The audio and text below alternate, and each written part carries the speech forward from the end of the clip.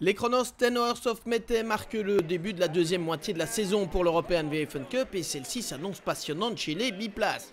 Christophe Nivarlet se retrouve en pole position sur le circuit Jules Tachny avec la 342 Monster by Milo, devant Denis Dupont sur la 365 Carpas et le Rebaille DRT, Stéphane Lezeul sur la 330 Isalux Racing 1 et Xavier Mesquita sur la 378 Nitro 44 by Yacom Racing.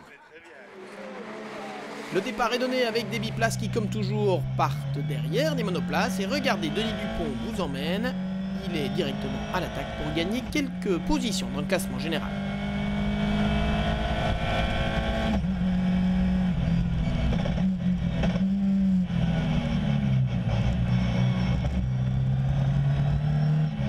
S'étant élancé depuis la pole position, la 342 Monster by Milo est l'une des favorites avec un redoutable équipage composé de Kevin Balthazar, Kevin Capras, Lorenzo Doniacuo, Christophe Nivarlet et David Dezager qui le rejoint ici sur le circuit de Mété.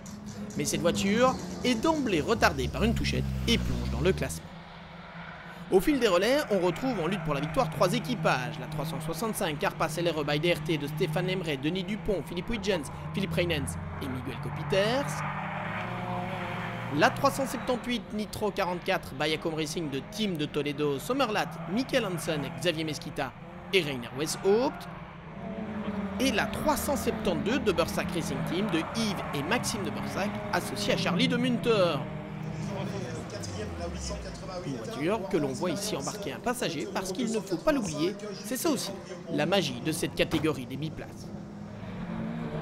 Malgré ses soucis du début de course, la 342 Monster by Milo est en train de remonter dans le classement. Elle est en embuscade derrière le trio de tête, tout comme la 330 Isalux Racing de Stéphane Lezeul, Maxime Lacrosse, Lucien Bourdeau et Alexandre Camp. L'arrivée de la pluie promet toutefois une deuxième partie de course particulièrement pimentée et la bagarre continue de plus belle avec des pilotes qui donnent le maximum sur une piste particulièrement glissante. Malheureusement, un accrochage entre la 365 et la 372 durant la dernière heure de course vient mettre un terme aux espoirs de Carpas LR by DRT. Car si Maxime de Bursac a pu continuer, la voiture pilotée par Stéphane Lemray a subi de gros dommages. Le moyeu est cassé. Contre toute attente, c'est donc la 342 de Kevin Balthazar, Kevin Capras, Lorenzo Doniacuo, Christophe Nivarlet et David Dezager qui est sur le point de s'imposer malgré sa touchette du début de course. Mais coup de théâtre, à 15 minutes de la fin, la 342 est au ralenti sur la piste et c'est l'inquiétude au sein de l'équipe Monster by Milo. La voiture doit en effet repasser plusieurs fois par la voie des stands. En mécanique, commande de boîte de vitesse cassée. On a eu la boîte de vitesse qui est restée bloquée en quatrième, donc finir en quatrième c'était un peu chaud, surtout avec ce temps et la vue. Mais voilà, on finit je pense troisième, c'est vraiment dommage parce qu'à une heure de la fin on était premier avec 3 tours d'avance, donc très déçu. Après une course solide et régulière, la 378 Nitro 44 by Yacom Racing de Team de Toledo, Sommerlath, Michael Hansen, Xavier Mesquita et Rainer Weshaupt s'offre donc une fantastique médaille d'argent. Malheureusement, Carpas et Milo qui n'ont pas eu de chance. C'est une course exceptionnelle. Sur la dernière demi-heure, on gagne la deuxième place et surtout, on est à 30 secondes du premier.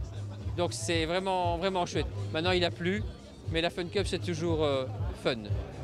Malgré l'accrochage avec la 365 Carpas, c'est la 372 du de Bursac Racing Team qui s'impose au terme de ses chronos 10 Hours of Mété avec Yves de Bursac, son fils Maxime et Charlie de Munter. Une première victoire en biplace pour l'équipe. Hoe lang is het al geleden dat jullie nog gewonnen hebben? Il y a longtemps que vous avez gagné? Oh oui, nous roulions alors en Evo 1 avec Dan de Skipper. Nous étions montés 2 ou 3 fois sur le podium, mais nous avons gagné une fois si je me souviens bien, mais je pense que c'était il y a 5 ans. 2 épreuves sont encore au programme cette saison avec le déplacement à Assen, début octobre, puis la finale à Zolder. Les biplaces y joueront de nouveau un rôle, évidemment.